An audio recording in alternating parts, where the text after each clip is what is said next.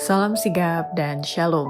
Renungan kita pada hari ini, Minggu 18 Juli 2021, berjudul Elia menolak tawar hati. Ayat intinya terdapat di dalam 1 Raja-Raja 18 ayat 44. Pada ketujuh kalinya, berkatalah bujang itu, "Wah, awan kecil sebesar telapak tangan timbul dari laut."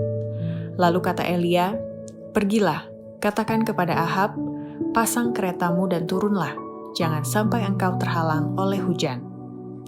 Pena Inspirasi menuliskan yang dimaksud dengan judul renungan kita pagi ini, Elia menolak tawar hati, sebagai petunjuk bagi kita untuk menghadapi hari esok dengan berani adalah sebagai berikut.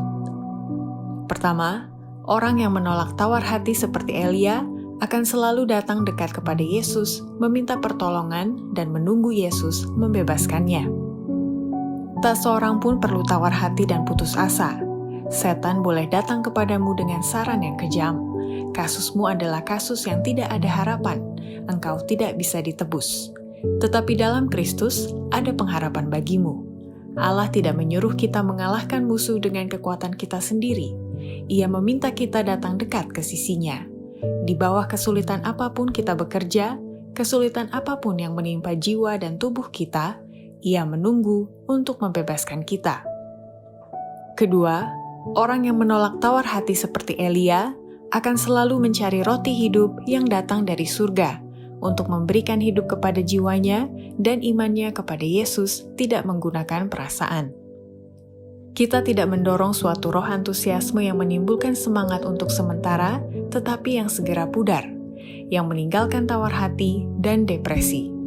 Kita memerlukan roti hidup yang datang dari surga, yang memberikan hidup kepada jiwa. Pelajarilah firman Allah.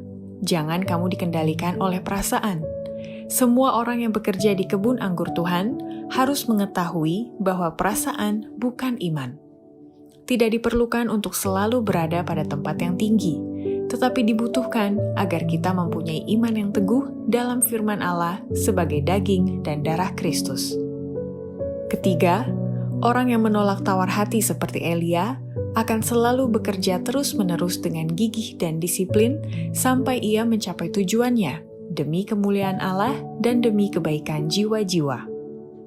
Hanya oleh bekerja terus-menerus dan dengan gigih, orang-orang bisa didisiplin untuk mengambil bagian dalam pekerjaan Allah. Orang-orang ini tidak boleh tawar hati jika keadaan atau lingkungan sekitar tidak menyenangkan dan tidak menguntungkan. Mereka tidak boleh berhenti dari tujuan mereka sebagai orang yang gagal, sampai mereka telah diyakinkan tanpa ragu-ragu bahwa mereka tidak bisa berbuat banyak demi kemuliaan Allah dan demi kebaikan jiwa-jiwa.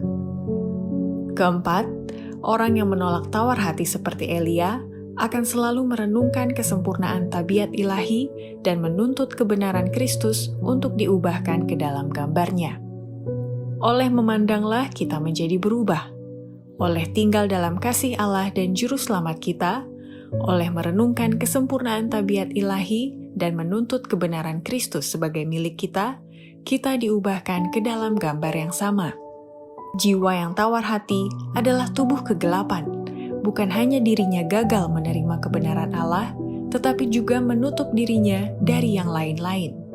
Setan senang melihat efek dari gambar kemenangannya, membuat umat manusia tanpa iman dan berkecil hati atau putus asa.